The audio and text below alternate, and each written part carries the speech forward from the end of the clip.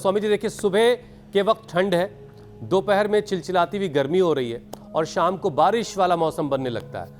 अब ऐसे मौसम में लोग कह रहे हैं स्वामी जी बस थोड़ा सा जुकाम है, किसी को हल्की सी थकान महसूस हो रही है, कोई कह रहा है कि थोड़ा मौसम का असर हो गया। अब स्वामी जी पहचाना कैसे जाए कि ये जो मामूली सी दिक्कतें हो रही लोगों को ये मौसम की वजह से हो रही है, और कब ये माना जाए कि शरीर की इम्यूनिटी वाकई अब कमज़ोर पड़ रही है और इसे किसी सहारे की ज़रूरत है?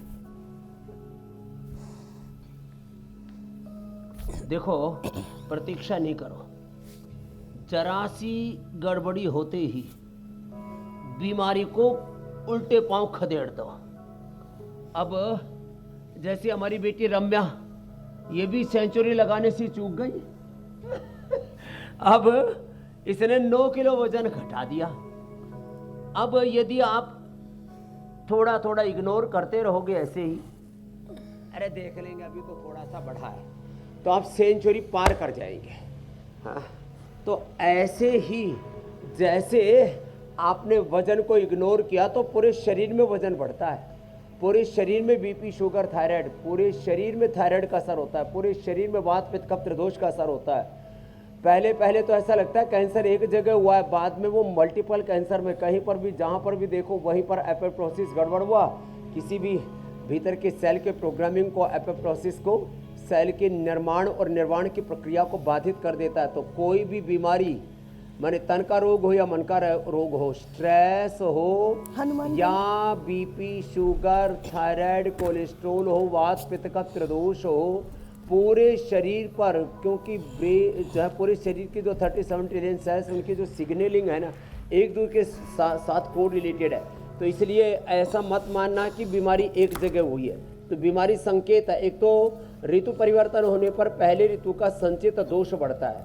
किसी को अब ऋतु चेंज हुआ है ना, तो सर्दी, जुकाम, कफ, कोल्ड से शुरू होती है यात्रा, तो पहले ही अणुतेल डाल लो। नाजुक प्रकृति है तो वो डाल लो, बादाम, रोगन, और ज़्यादा भयंकर नाक जाम है तो फिर जो है ज्योतिषमती तेल डाल लो, स्वास्थ्य को ले लो। अरे अभी पता लगा कि शरीर में कहीं कहीं दर्द हो रहा है, या तो एलोवेरा, गिलोय, पारिजात, निर्गुंडी, सहजने का रस मिले तो स्वासारी प्रवाही, स्वासारी क्वाथ, स्वासारी ब्रोंकोम वटी या स्वासारी अवलेह, देखो ये रखा है, ऐसे ये ले लो ना थोड़ा सा। तो वात, पित्त, कफ, त्रिदोष जैसे ही बढ़े वहीं पर ब्रेक लगाओ। बीमारियों को पनाह नहीं देना, नहीं तो बेपनाह बढ़ेंगी।